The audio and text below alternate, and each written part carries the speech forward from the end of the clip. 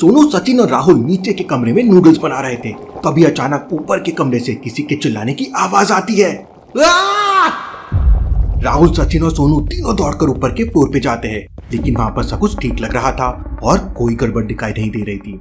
हो सकता है कोई टीवी देख रहा हो, हमें वापस नीचे जाना चाहिए, नूडल्स ठंडे हो जाएंगे। नहीं भाई, यहाँ जरूर कुछ गड़बड़ है। टीवी की अभी तो कोई आवाज नहीं आ रही है। लॉजिकल आर्मी, क्या बता सकते हैं सोनू को ऐसा क्यों लगा कि यहाँ पे कुछ गड़बड़ है? सोचिए सोचिए।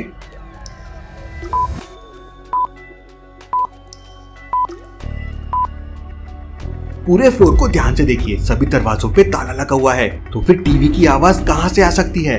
क्योंकि यहाँ पे कोई है ही नहीं। और एक और चीज, बाथरूम के बाहर के लगे नल को देखिए, वहाँ पर गीला है और नल से पानी भी टपक रहा है।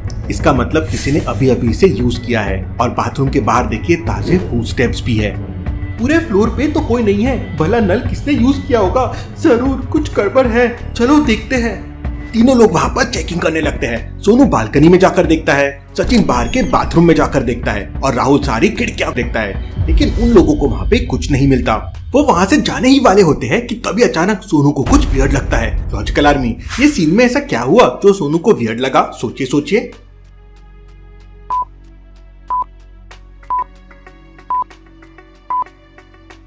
हम जब यहाँ से गए थे तो पानी नहीं था, अब उस डोर के नीचे से पानी आ रहा है। जरूर कुछ गड़बड़ है यहाँ। इसका मतलब कमरे के अंदर कोई है, जबकि बाहर से कमरे पे ताला लगा हुआ है।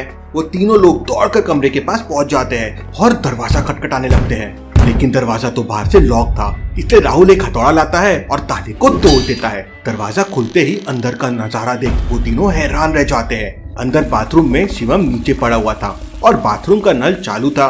उठो शिवम, उठो, ये उठ क्यों नहीं रहा है? इसे तुरंत हॉस्पिटल लेके जाना होगा।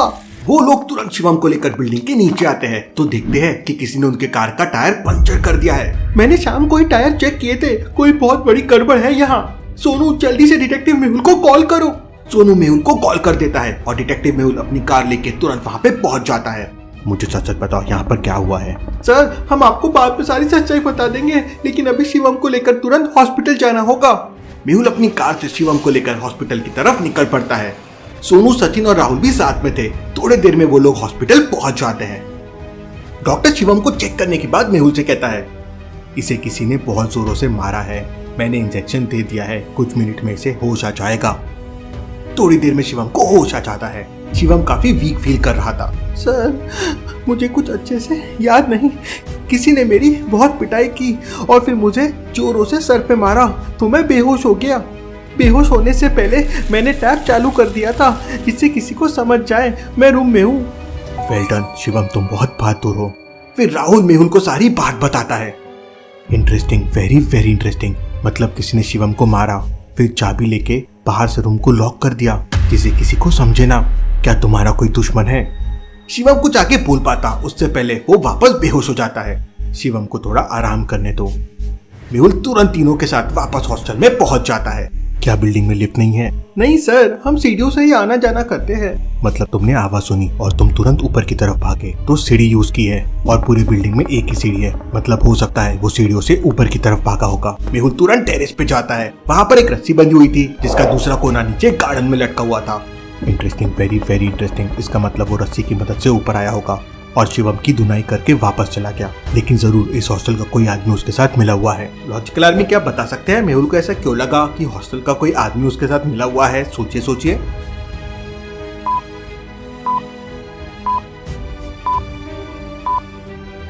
लॉजिकल आर्मी, छत के ऊपर बंधी हुई रस्सी को ध्यान से देखिए। रस्सी को अच्छी तरह से बांधा गया है। इसका मतलब हॉस्टल के किसी आदमी ने ही उस छत पर रस्सी को बांधा होगा जिसकी मदद से वो आदमी रस्सी के सहारे ऊपर आया होगा।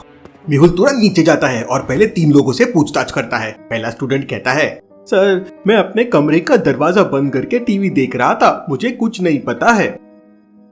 सर, मेरे पापा को डायबिटीज है, इसलिए मैं उन्हें हॉस्पिटल लेके गया था, हम अभी अभी घर आए हैं। सर, मैं मेरे फ्रेंड के घर पे था, अभी रूम पे आया हूँ, आप मेरे फ्रेंड से पूछ सकते हैं। तीनों की बात सुनकर मेहुल तुरंत समझ जाता है कि कौन झूठ बोल रहा है। लेकिन क्या आप समझ पाए लॉजिकल आर्मी?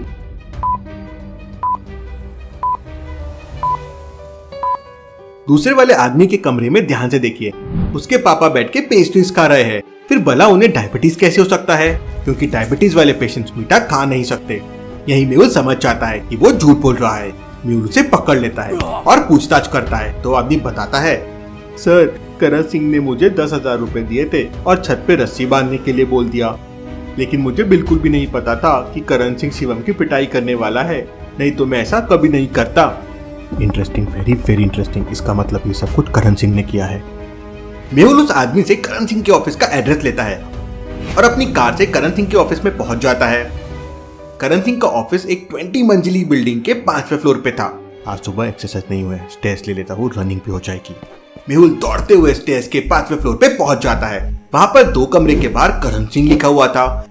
मेहुल कंफ्यूज हो जाता है कि दोनों में से कौन से करण सिंह के पास उसे जाना चाहिए। लॉजिकल आर्मी, क्या आप बता सकते हैं?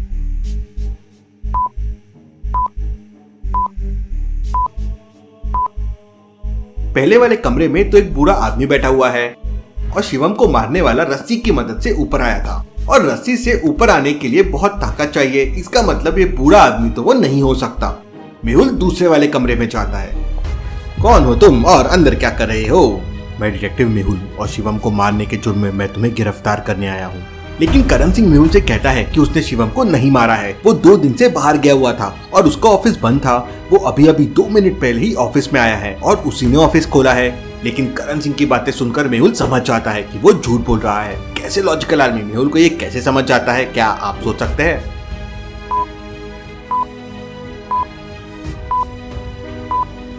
लॉजिकल आर्मी ध्यान से देखिए, यहाँ पे 2 अगरबत्ती जल रही है, एक पूरी है और दूसरी आधी जल चुकी है। अगर करण ने अभी आके ऑफिस खोला है तो अगरबत्ती हाफ कैसे हो गई?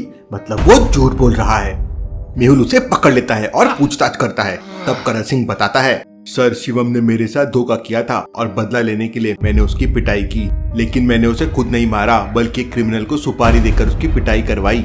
उस क्रिमिनल के बारे में मुझे और इन्फॉर्मेशन चाहिए। करण सिंह खुद मेहुल को लेकर उस क्रिमिनल के घर पहुंच जाता है। घर के बाहर ताला लगा हुआ था, लेकिन मेहुल समझ जाता है कि वो क्रिमिनल अंदर है। लॉजिकल आर्मी, क्या आप बता सकते हैं मेहुल को कैसे समझा कि क्रिमिनल अंदर है? सोचिए सोचिए।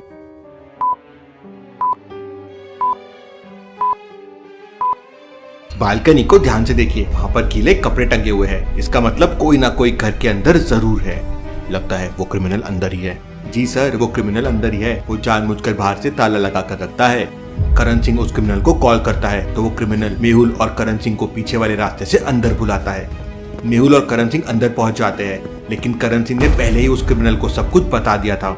इसलिए मेहुल के अंदर जाते ही वो क्रिमिनल मेहुल के सिर पर रिवॉल्वर रख देता है। लेकिन मेहुल भी बदमाशों का बदमाश है।